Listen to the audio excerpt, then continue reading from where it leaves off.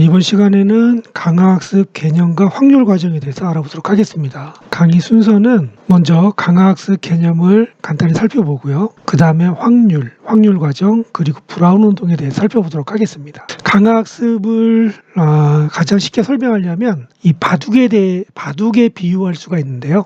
우리가 바둑 두는 사람을 에이전트라고 강화학습에서는 얘기하거든요. 이 에이전트는 정책에 따라서 행동을 하죠. 행동은 바둑판 위에 바둑돌을 놓는 게 행동이 되겠죠. 이 바둑판이 바로 환경이 됩니다. 그러면 내가 정책에 따라서 사람의 머리가 되겠죠.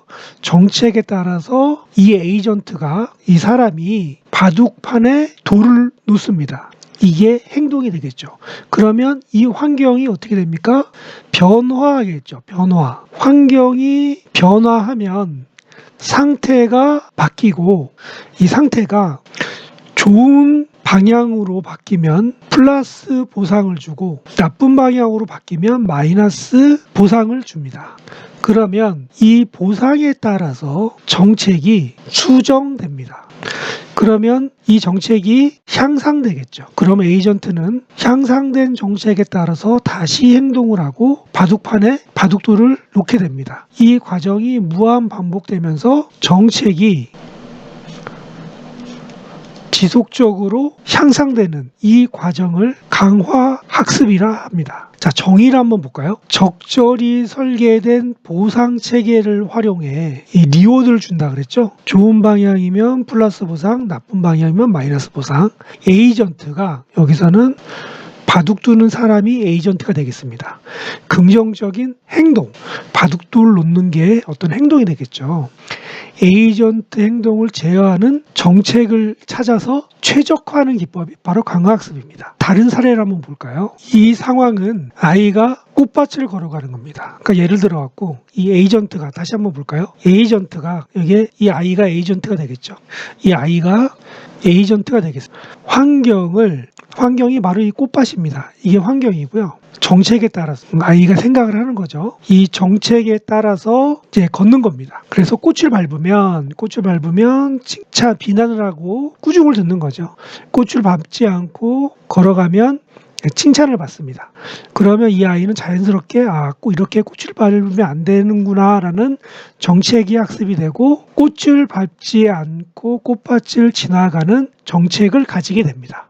바둑판 사례랑 유사하죠. 자, 그러면 구성 요소를 다시 한번 살펴볼까요? 에이전트는 행동을 하는 주체입니다. 이게 에이전트고요. 환경은 에이전트가 상호작용하며 상태와 보상을 제공해주는 시스템입니다. 바둑에서는 바둑판이 되고요. 여기서는 꽃밭이 되겠죠. 그리고 정책은 에이전트가 상태에 따라서 어떤 행동을 할지 결정하는 겁니다. 생각하는 어떤 두뇌와 같은 역할을 하는 거죠. 정책은.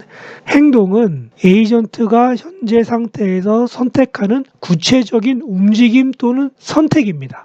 바둑돌을 놓거나 꽃밭을 걸어가거나, 이게 행동입니다. 상태는 에이전트가 관찰할 수 있는 환경의 현재 정보입니다. 바둑판에서는 뭐가 상태일까요? 19 곱하기 19의 바둑의 어떤 줄눈이 되겠고요. 그리고 검은 돌, 흰 돌의 위치가 환경이 되겠죠. 꽃밭에서는 꽃의 위치가 환경이 되겠죠. 꽃밭의 크기와 꽃의 위치, 그 다음에 소녀가 어디에 걸어가고 있는지, 소녀의 위치가 상태가 되겠습니다. 보상은 에이전트의 행동 결과에 따라서 환경이 제공하는 평가값입니다.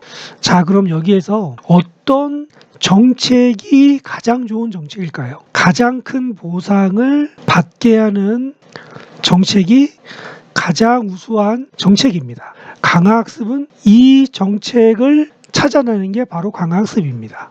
그래서 이 강화학습의 요소에는 이런 것들이 있죠. 에이전트, 환경, 정책, 행동, 상태, 보상. 이게 앞으로 반복적으로 등장하는 요소이기 때문에 이 요소를 꼭 기억해 두시기 바라겠습니다. 그러면 이번 과정에서 강화학습 설명에 사용할 카트볼 게임에 대해서 간단히 설명드릴게요. 아주 단순합니다. 이게 수레고요. 이게 막대입니다. 막대. 요게 어떤 이 고정 단추가 되겠죠. 그래서 이거는 회전이 가능합니다. 그래서 이게 이제 단추가 이렇게 돼 있고, 이게 모처럼 고정되어 있는 게 아니라 조금 이격이 있어서 이게 이렇게 왔다 갔다 흔들려요. 그래서 이 수레를, 여기 밑에 뭐 바퀴가 있겠죠. 수레를 왼쪽 오른쪽으로 움직이면, 이게 이렇게 움직인다 그러면 수레를 이렇게 당기면 반작용에 의해서 또 이쪽으로 넘어가겠죠. 이렇게 수레를 왼쪽 오른쪽으로 움직이면서 이 막대가 바닥으로 떨어지지 않게 하는 게 이 게임의 목적입니다. 그래서 환경이 뭐냐면 이 각속도와 수레의 위치, 막대의 위치, 그 다음에 각속도, 이런 것들이 환경이 되겠죠. 그 다음에 행동은 뭘까요? 좌우, 수레의 이동 방향이죠. 이게 행동이 되겠습니다. 그럼 보상은 뭘까요? 보상은 수레를 움직였을 때 막대가 바닥으로 떨어지지 않으면 그러면 플러스 보상이고, 막대가 바닥으로 떨어지면 마이너스 보상이겠죠. 그래서 수레가 움직였을 때 막대가 안 떨어지는 경우가 더 많으니 막대가 떨어지는 거에 대한 보상을 더 크게 하겠죠. 마이너스 보상을 더 크게 합니다. 이 환경에서는. 이게 특징이고요. 에이전트는 뭘까요? 에이전트. 여기에서 에이전트는 시각적으로 보이지 않는데 이 수레를 움직이는 주체가 에이전트입니다. 이건 소프트웨어적으로 구현이 되어 있고 이 게임에 시각적으로 표현되지는 않고 있습니다. 에이전트는. 그럼 팔러시는 뭐냐면 이 환경값을 입력받아서 수레를 왼쪽 또는 오른쪽으로 움직일지 결정하는 게 팔러시입니다. 이것도 명시적으로 게임에 나타나지 않고 게임 밖에서 이 수레의 동작을 결정하는 두 개의 요소죠. 자, 이렇게 카트폴이 구성되어 있습니다. 자, 그 다음에 확률과 확률 과정에 대해서 한번 알아보겠습니다.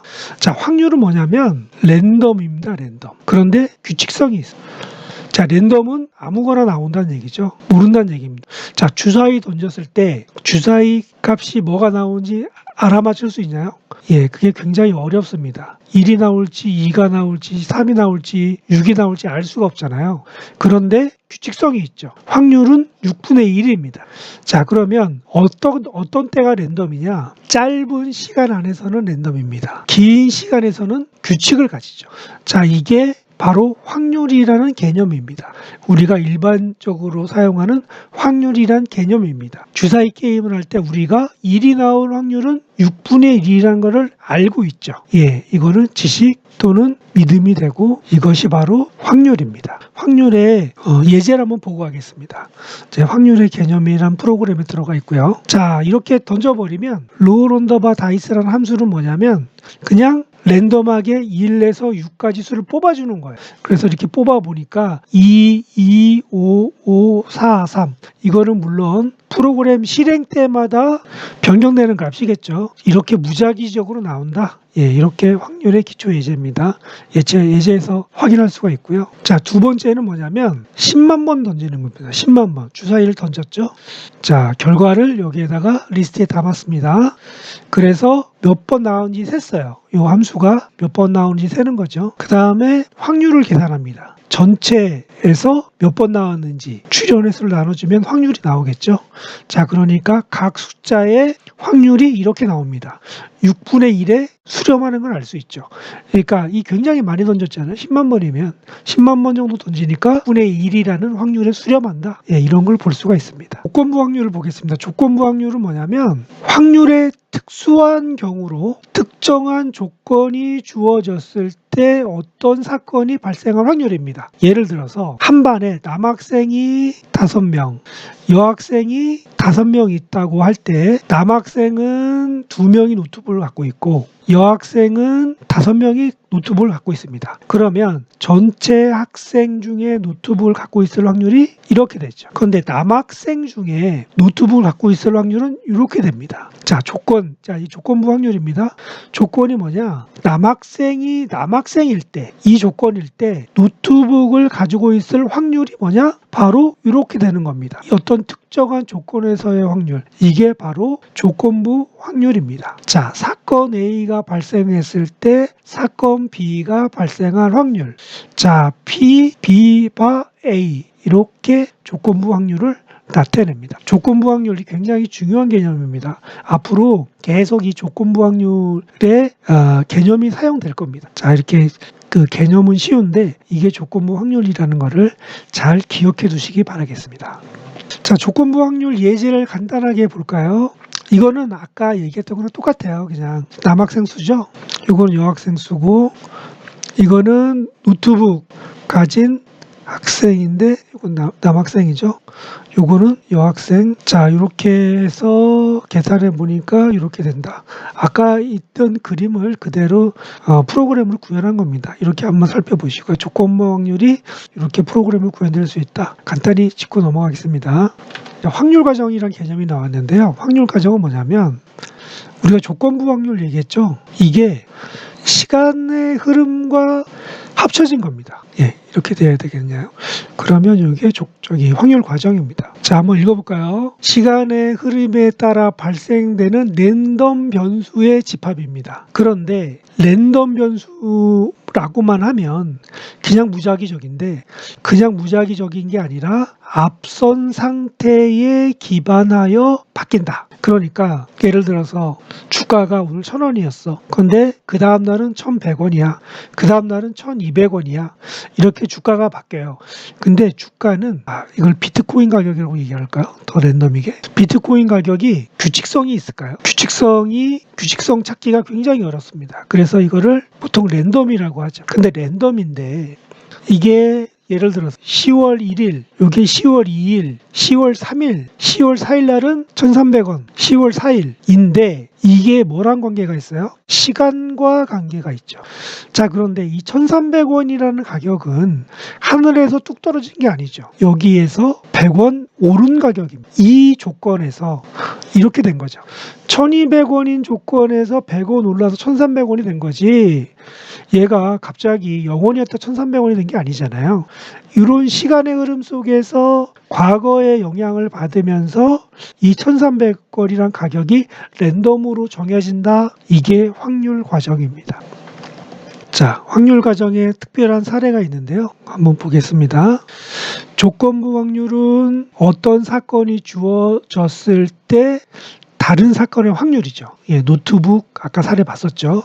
확률 과정은 시간에 따라 앞의 시간이 조건이 되고 확률적으로 상태가 바뀌는 과정입니다. 그래서 확률 과정의 모든 변화는 조건부 확률로 모델링 됩니다. 이해가시나요? 비트코인 가격 이해가시죠? 1,200원이었다가 1,300원이 됐는데 이 1,200원에서 100원이 상승했을 때 1,300원이 된 거지. 이 1,200원이란 조건에서 1,300원이라는 가격이 랜덤하게 생성이 되는 겁니다. 이게 바로 조건부 확률입니다.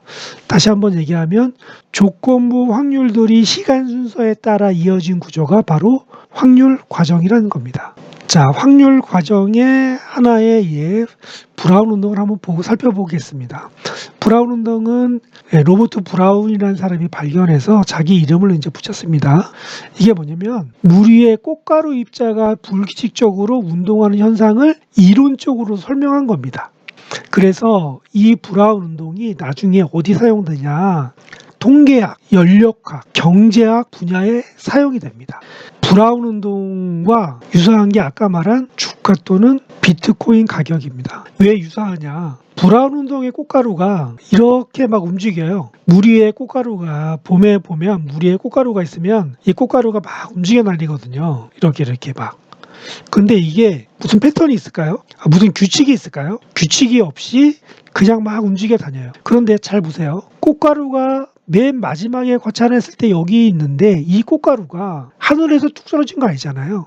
여기에서 시간의 흐름을 가지고 이렇게 이동해 온 거잖아요. 이 시간의 흐름 속에 앞 시간 위치에 영향을 받아서 결국에는 이 자리에 온 겁니다. 이게 브라운 운동이고요. 그래서 이 브라운 운동에 어떤 패턴을 발견했다. 그래서 이런 브라운 운동을 통계학, 연력학, 경제학 분야에 응용하고 있다. 이 정도로만 알아두면 되겠습니다. 그래서 확률 과정이 뭐다? 확률 과정 얘기하면 우리가 머릿속에 떠올려야 되는 거는 주가, 비트코인 가격의 어떤 그래프를 생각하시면 됩니다. 그래프 이렇게. 이런 그래프를 생각하시던가 아니면 물 위에 있는 이 꽃가루의 이런 움직임들 이런 것들을 머릿속에 떠올릴 수 있으면 됩니다. 이게 확률 과정의 개념입니다. 아주 어렵진 않고요. 이 정도로만 이해하고 넘어가시면 되겠습니다. 브라운 운동의 예제를 한번 살펴볼까요? 이 프로그램을 실행시켜 보시면 되고요. 1000번 시뮬레이션 했고 이 함수를 실행을 했습니다. 이게 뭐냐면 numPy에서 제공하는 랜덤 로말이라는 함수입니다. 이게 평균이고요. 이게 표준 편차입니다. 평균이 0이고 표준 편차가 1인 사이즈가 여기가 1000이죠. 1000개의 어떤 숫자를 만들어내는 거예요. 그러니까 이제 이거 찍어보면 0을 기준으로 해서 막 이렇게 막 분표할 겁니다. 이렇게.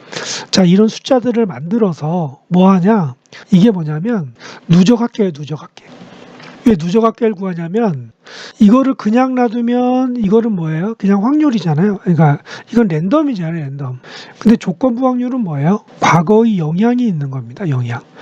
과거에 영향이 있어서 이 영향을 기반으로 랜덤하게 만들어진다. 여기에서 이게 바로 과거의 영향이고요.